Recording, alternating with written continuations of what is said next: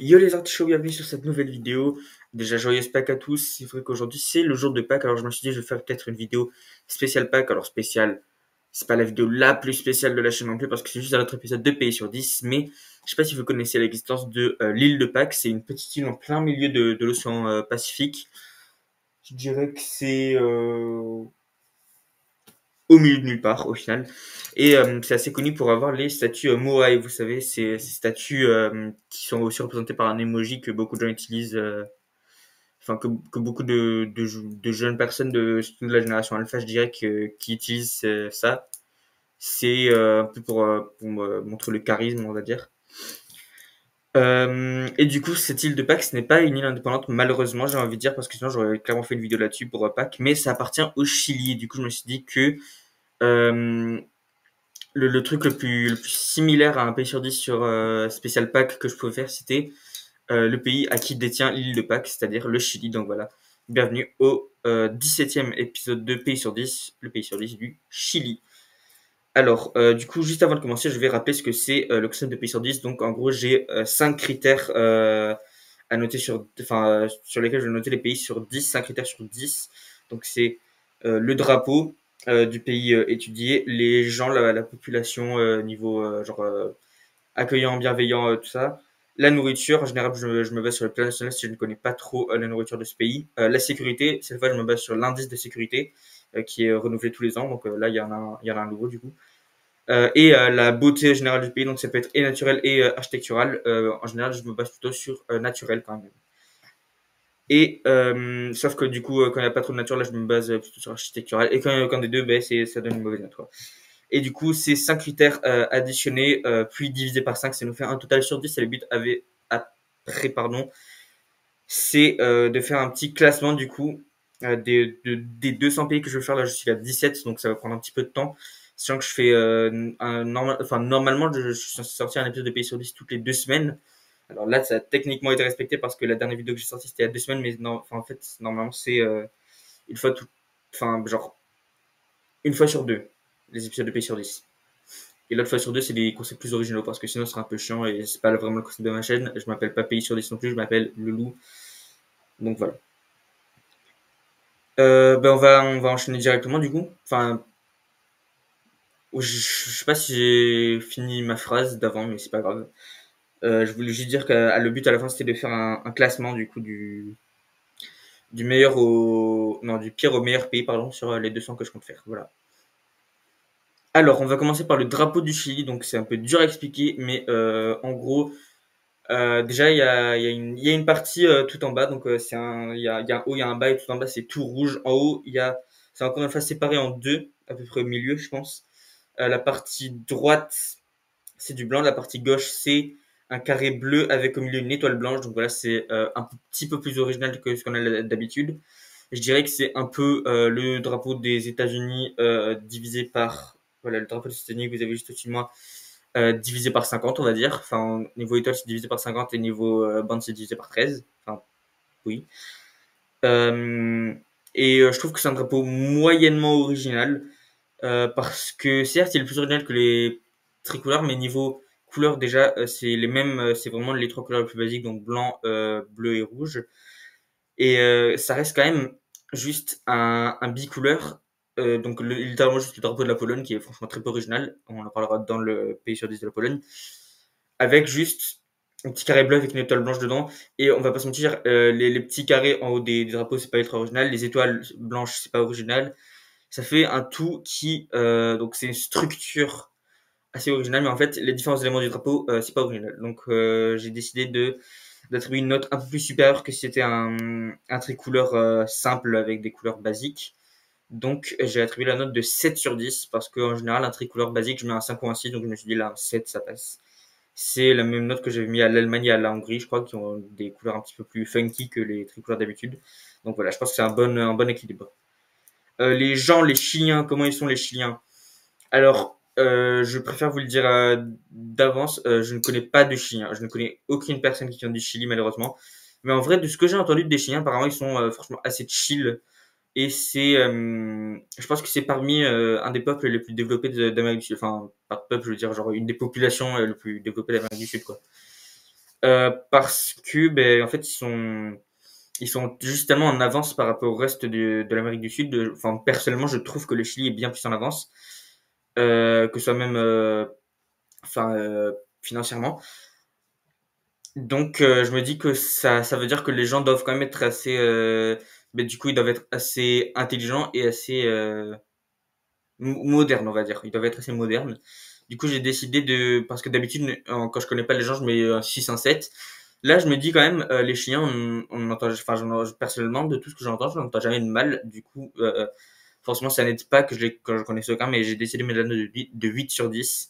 Peut-être que si j'en connaissais un, ça monterait à 9. Probablement pas à 10. La nourriture. Alors, le plat national du Chili. Il me semble que je l'ai gardé. Je l'ai pas gardé. Ok. Mais je reviens.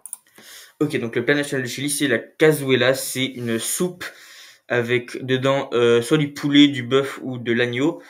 Et dedans, il y a aussi du maïs, des patates. Et c'est assaisonné avec du poivre, du piment et encore un peu plus de maïs.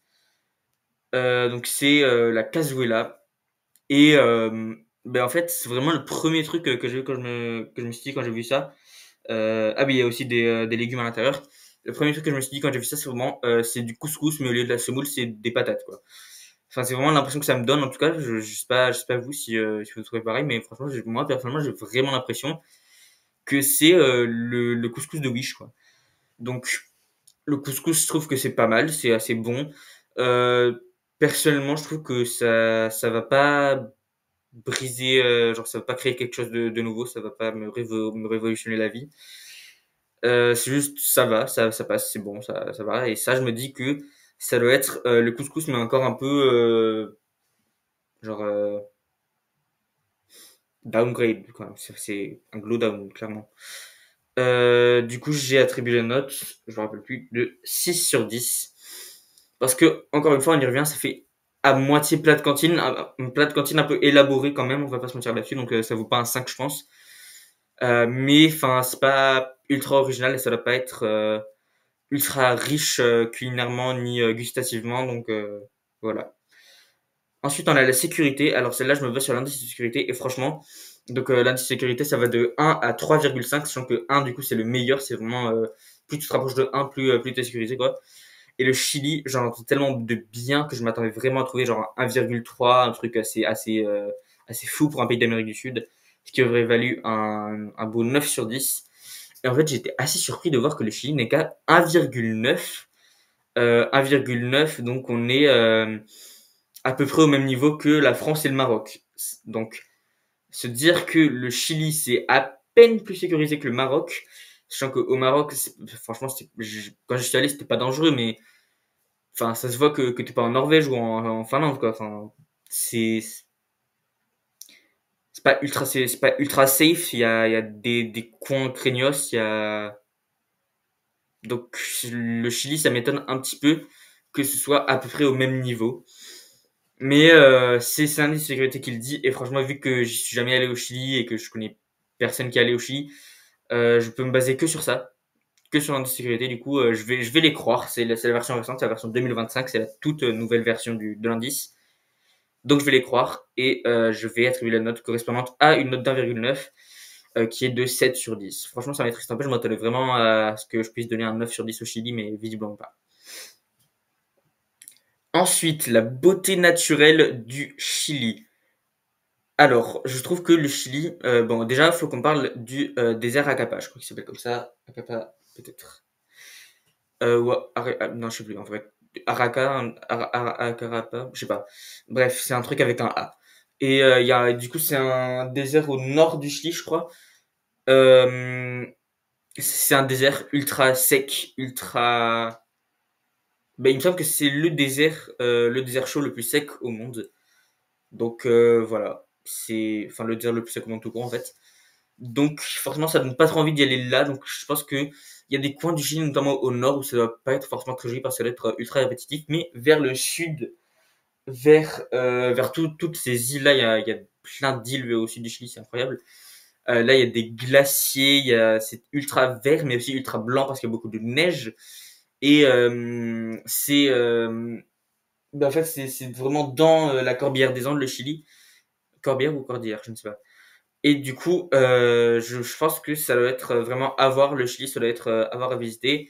Mais juste pour le fait qu'il y a un désert qui prend une grande partie du territoire du Chili et que c'est en fait c'est des territoires. Le Chili certes c'est beau, mais c'est des territoires enfin c'est des scènes que tu peux retrouver un peu partout dans cette zone sud. Tu peux retrouver ça en Tasmanie, en Nouvelle-Zélande. Je pense que si t'essaies assez fort, tu peux retrouver ça dans une île aléatoire qui appartient à l'Afrique du Sud, en vrai. Donc, c'est pas ultra original. Il y a des coins du Chili qui sont beaucoup plus secs. Du coup, j'ai attribué une note de 8 sur 10. Alors, je pense que c'est parce que c'est vraiment juste parce que le seul pays à qui je donne un 9 sur 10 pour l'instant, c'était l'Islande pour la beauté naturelle. Et le Chili ne vaut clairement pas l'Islande pour moi. C'est vraiment, j'ai juste trouvé des excuses pour pas mettre la même note que l'Islande. Après, en ça, je pourrais aussi dire que j'ai bougé l'Islande à 10 et le Chili à 9, mais bon. Je pense que ça va être dur de mettre 10 sur 10 sur ce truc parce que il y aura toujours enfin pour un pays, je me dirais toujours mais non, mais il y a un truc ça c'est pas beau de cette zone du pays quoi. Donc voilà. Alors l'Islande en soi il y a rien qui est pas beau, c'est juste que euh, j'ai envie de dire tu passes 2 semaines dans l'île, même si tu fais que le tour de l'île comme ça, t'as tout vu quoi. Enfin, t'as vu tous les paysages spectaculaires. Alors c'est super et t'es toujours content de voir des nouvelles chutes d'eau, des nouvelles montagnes, des nouveaux glaciers. Mais à part ça, c'est toujours la même chose. Donc c'est pour ça que je préfère garder l'Islande à 9 parce que en fait, je pense que le seul moyen de d'avoir un 10 sur 10 en beauté naturelle, c'est d'être un pays très très très petit, mais avec des paysages incroyablement spectaculaires. Genre vraiment, faut que ce soit t'y vas, et à chaque fois que tu passes une nouvelle journée dans le pays, tu découvres un nouveau truc ultra beau et je pense que c'est le seul moyen d'avoir un 10 sur 10. Faut que ce soit un petit pays, quoi. Faut vraiment que ça rikiki parce que si c'est trop grand, après, il y aura forcément des endroits où ce sera pas beau, donc ça vaudra pas un 10 sur 10, quoi. Bref. Le 7 sur 10 du drapeau, le 8 sur 10 des gens, le 6 sur 10 de la nourriture, le 7 sur 10 de la sécurité et le 8 sur 10 de la beauté naturelle. Ça nous fait un total de 7,2 sur 10. Voyons voir où ça nous place dans le classement. Alors, malheureusement, il y a déjà deux autres pays qui en sont à 7,2 sur 10. Ces pays sont l'Italie et Andorre. Donc, comment on va faire? Je vais maintenant expliquer la règle pour départager. Donc, quand je dois faire mon classement et que plusieurs pays, imaginons deux, trois pays ont la même note, je dois me baser sur une sorte de coefficient, c'est-à-dire des critères qui sont plus importants que les autres pour moi. Donc, mon ordre d'importance, c'est la sécurité, les gens, la beauté naturelle, enfin la beauté, voilà, la nourriture et le drapeau. Du coup, on va d'abord se baser sur la note de sécurité et celui qui aura la meilleure note de sécurité l'emportera, du coup, aura l'avantage sur les autres. Alors, l'Italie est à 6 sur 10 de la note de sécurité et Andorre est à 8 sur 10. Si vous vous rappelez bien, le Chili est à 7 sur 10. Donc là, c'est facile. Le Chili va pile poil entre l'Italie et Andorre. C'est magnifique. L'Italie était en 10e position, Andorre en 9e position. Donc ça veut dire que le Chili prend juste la place de l'Italie, pas d'Andorre. Et arrive en 10e position. Donc le Chili arrive de très peu, j'ai envie de dire. Si jamais, franchement, si jamais pour X raison j'avais mis 6 sur 10 à la sécurité et qu'après, enfin pour je ne sais quelle raison, il y avait eu un truc qui aurait fait que l'Italie passait dessus, le Chili n'aurait pas été dans le top 10. Ce qui me descend un peu parce que franchement, après, c'est vrai que jusqu'à présent, j'ai couvert des pays qui sont presque tous assez bien. Il y a juste sur 17 épisodes, il y en a qu'un seul que sans tout le concept et tout, je considérais médiocre, on va dire, comme pays, c'est le Honduras. Mais les autres, sachant que la 6e position c'est la France et que franchement je suis pas forcément ultra mécontent de vivre en France, genre je vais bien. Ça veut dire que sur 17 pays couverts, il y en a 16 qui sont bien quand même. Donc je pense que c'est assez bien que le Chili soit quand même arrivé dans le top 10. Même si de base, franchement, je m'attendrais à ce qu'il soit dans mon top 10 de facto, genre confortablement, qu'il arrive dans le top 3 en mode oui, bonjour, servez-moi quoi. Mais apparemment pas. Donc, bref. Voilà, merci d'avoir regardé cette vidéo, ce 17e épisode de Pays 110. Alors, je sais, j'aime pas trop faire deux épisodes d'affilée parce que, en général, j'ai remarqué que le deuxième marche moins bien, mais bon. Là, pour le coup, le premier, du coup, enfin, celui que j'ai fait la dernière fois, l'Allemagne, il a franchement il a flop, on va pas se mentir là-dessus, il a clairement flop. Ce qui me donne un peu parce que l'Allemagne, c'est un gros pays que beaucoup de gens connaissent. En général, plus le pays est connu, plus j'ai de vues. C'est notamment pourquoi je pense mes deux pays les plus vus, c'est les États-Unis et la France, parce que ben, la France, ben, c'est mon pays et les États-Unis, c'est le pays le plus connu sur Terre. Donc voilà. Et c'est aussi pour ça, je pense que la vidéo la moins vue sur ma chaîne jusqu'à présent, c'est le pays sur 10 du Honduras. Parce que ben, franchement, personne connaît le Honduras, on va pas se mentir là-dessus. Mais je m'attendais du coup à ce que l'Allemagne marche un peu mieux parce que c'est quand même un des pays les plus connus sur cette liste, je pense. Donc voilà, mais c'est pas grave. Du coup, on espère que potentiellement celui-là ait plus de vues. Ça m'étonnerait parce que euh, qui a vraiment envie de regarder un gars français qui parle du Chili? Je pense que ça aussi c'est un problème, c'est que des Français qui parlent des États-Unis, ça peut marcher. Des Français qui parlent de la France, ça peut marcher. Et je pensais que les Français qui parlent de l'Allemagne aussi. Mais je pense que des trucs genre un Français qui parle de la Hongrie, de la Tchéquie, du Honduras et tout, ça attire moins parce que on préfère soit avoir un Anglais ou un Américain qui parle de ces pays-là parce que l'anglais c'est la langue de base, soit un Hondurant qui parle du Honduras, un Tchèque qui parle de la Tchéquie, voilà. Et du coup, là, on s'attend peut-être plus à avoir un Espagnol ou un Latino qui parle du Chili ou un Américain qui parle du Chili, ce serait plus logique. Donc, je pense que cette vidéo va moins bien marcher, mais dans tous les cas, c'est pas grave. C'est la spéciale Pâques. Je voulais vraiment juste faire une vidéo sur Pâques parce que je me suis pris à la dernière seconde et je me suis dit, je vais quand même pas faire le concept que je voulais faire au début. J'avais commencé à écrire la vidéo, puis je me suis dit, non, mais quand même, c'est pas une vidéo de Pâques, ça. Enfin, c'est une vidéo, bon, je spoil, du coup, ce sera la prochaine vidéo, mais c'est une vidéo assez négative. La prochaine vidéo, c'est une vidéo un peu story time et assez négative. Du coup, je pense que ça serait moins passé pour Pâques parce que quand même, Pâques, c'est une fête joyeuse et tout, genre c'est la joie, et là, je viens en mode rabat-joie, je vous parle des trucs horribles et tout. Du coup, je me suis dit, ben, c'est mieux de faire un truc spécial Pâques, et comme ça, de toute façon, j'ai le temps, franchement, on s'en fout. Ça m'aide du coup à garder des idées de vidéos pour plus tard. Donc voilà, moi ça me va. Sachant que j'ai déjà un planning assez chargé, on va dire, pour les mois de mai et juin. Je pense que mai et juin, je vais faire des concepts très précis qui n'ont franchement aucun rapport avec le reste de ma chaîne. Genre vraiment aucun rapport. Je vais faire une expérience. Voilà, je vais faire une expérience parce que j'ai envie de, à partir de maintenant, faire tous les mois de mai et juin des vidéos sur une thématique assez spéciale sur laquelle j'ai déjà fait des vidéos sur ma chaîne auparavant, mais qui avait franchement pas si bien marché que ça. Mais en fait, j'ai quand même envie un peu d'y croire parce que même si c'est un concept complètement différent du reste de ma chaîne, ça reste un concept qui marche en général sur les chaînes spécialisées là-dedans. Donc voilà, on espère que ça va quand même marcher, même si c'est pas mon audience habituelle, c'est pas grave. Mais voilà, donc on va faire une expérience pendant les mois de mai et juin. Et bon, on n'y est pas encore pour l'instant. On continue avec des pays sur 10 avec des story time tout en voyant ma grosse tête. Merci beaucoup d'avoir regardé cette vidéo encore une fois. Et moi, je vous dis à la semaine prochaine si tout va bien pour du coup cette vidéo story time assez négative. Bye les papayes.